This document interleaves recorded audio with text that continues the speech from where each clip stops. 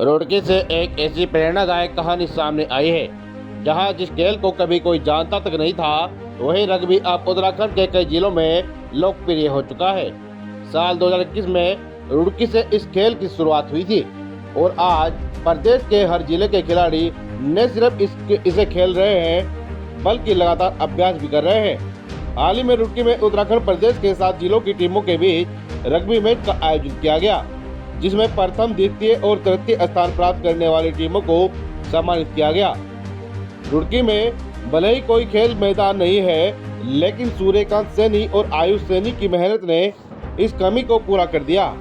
उन्होंने सोलाई नदी के किनारे रेत के मैदान को ही रग्बी ग्राउंड में बदल दिया, जहां खिलाड़ी नियमित अभ्यास करते हैं और मैच खेले जाते हैं। यह जगह इतनी खूबसूरत है कि सोलाई नदी के 2 पुलों के बीच बना यह मैदान चारों ओर से दिखता है। आने जाने वाले लोग रुककर इस खेल का आनंद लेते हैं और बाहर से आई टीमें भी इस अनोखे नज़ारे की तारीफ किए बिना नहीं रह पाती। वहीं कार्यक्रम में पहुंचे उत्तराखंड सरकार के राज्य मंत्री शामिर सैनी ने खिलाड़ियों को मेडल और ट्रॉफी पहनाकर सम्मानित किया। उन्होंने कहा कि प्रदेश के मुख्यमंत्री पुष्कर सिंह धामी से मुलाकात कर रुड़की के खिलाड़ियों के लिए एक उचित ग्राउंड बनाने की मांग रखी जाएगी। हालांकि खिलाड़ियों के अंदर एक अलग ही उत्साह था और बताया गया है कि इन खिलाड़ियों में से ही चयनित किया जाएगा और जो फिर इंटरनेशनल खेलने के लिए जाएंगे, इन खिलाड़ियों में से उनको चुना जाएगा। भारत माता की वंदे मातरम। हमारे यशस्वी प्रधानमंत्री की सोच है कि खेलेगा इंडिया, बढ़ेगा इंडिया। आज वास्तव में जो खेल के प्रति पूरे देश के अंदर हमारे माहौल है और शिक्षा की नगरी देवभूमि का द्वार, जनपद हरिद्वार, शिक्षा की नगरी रुड़की, मैं समझता हूँ कि कठिन परिस्थितियों में भी यहाँ पर्याप्त संसाधन ना होने के बावजूद भी हमारे उत्तराखंड के बालकों ने बहुत थोड़े समय में रग्बी को नेशनल लेवल पर चमका दिया, इंटरनेशनल लेवल पर। और हमारे देश ही नहीं, देश के अंदर अभी बिहार के अंदर जो गेम हुए थे उसमें भी मेडल जीता है। और हमारा जो जापान में, चाइना में हुए हैं, यहाँ रुड़की की लड़की ने वहाँ से भी मेडल जीत का ही है। अभी जिनका भी कोच का नाम लेते हैं, महक चौहान, उसने भी मेडल जीता है। और रग्बी जो है यहाँ इस समय हमारा पूरे देश में इसका नाम हो गया है।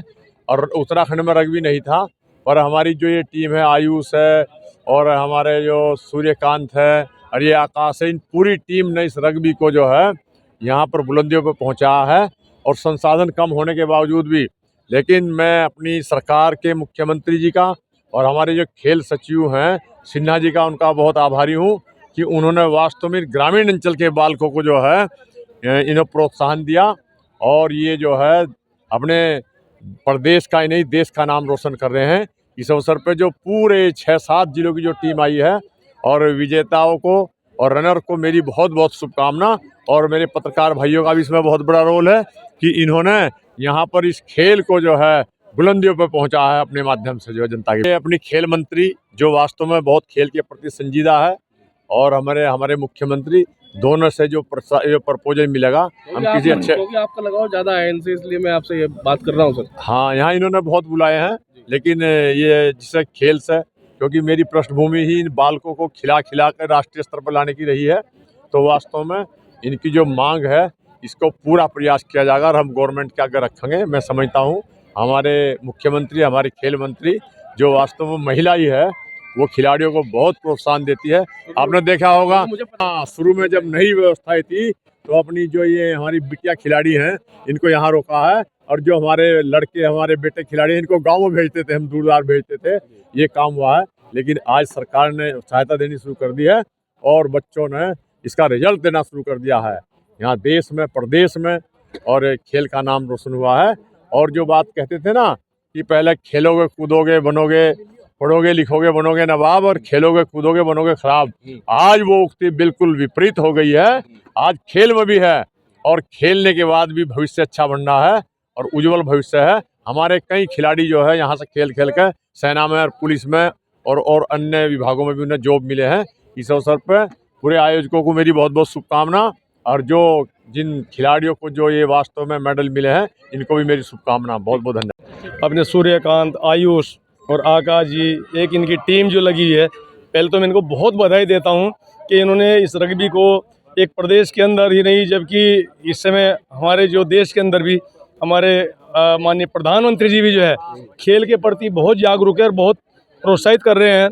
हर क्षेत्र में जो देश बढ़ रहा है, और खेल के क्षेत्र में मैं समझता हूँ कि हर साल हर वर्ष जब भी कोई कार्यक्रम बाहर के होते हैं तो उनमें हमारे खिलाड़ी एक से बढ़कर एक मेडल लेकर आते हैं। तो मैं खेल मैंने बहुत थोड़ा ये भी जो देखा है, तो बच्चों ने सच में जो है एक यहाँ इस प्लेटफार्म पर बहुत ही अच्छा खेल दिखाया है। और जो हरिद्वार की जो टीम इस समय विजेता हुई है, उनको हार्दिक बधाई शुभकामनाएं देता हूँ। और जो बाकी सबको जिनको मेडल मिले हैं, इसमें कोई हार जीत मैं नहीं समझता कि होती है।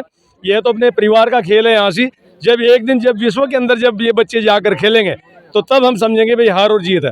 मैं फिर से एक बार बच्चों को शुभकामनाएं देता हूँ। साथ इन लोगों ने जो बच्चों के अंदर जो एक उत्साह था, इनके अंदर एक योजना थी, एक इन्होंने एक रचना बनाई, और फिर जैसे कहते हैं विचार होना चाहिए, विजन होना चाहिए, लक्ष्य होना चाहिए, संसाधन अपने आप जुड़ जाते हैं। किसका लक्ष्य होना चाहिए, किसका लक्ष्य जो बच्चे जो युवा इस समय जो नहीं, सरकार भी साथ जब देखिए जब कोई आपको मौका मिलता है, कहीं से प्लेटफार्म पर कहीं से दिशा मिलती है तो दशा अवश्य बदलती है। सरकार भी इसमें जो मैं समझता हूँ कि जैसे भी माननीय मंत्री जी ने कहा, सरकार का ध्यान जो अच्छे बच्चे जो खेल के लिए जो प्रेरणा के स्रोत बने हुए हैं, तो उनकी तरफ बिल्कुल ध्यान दे रही है।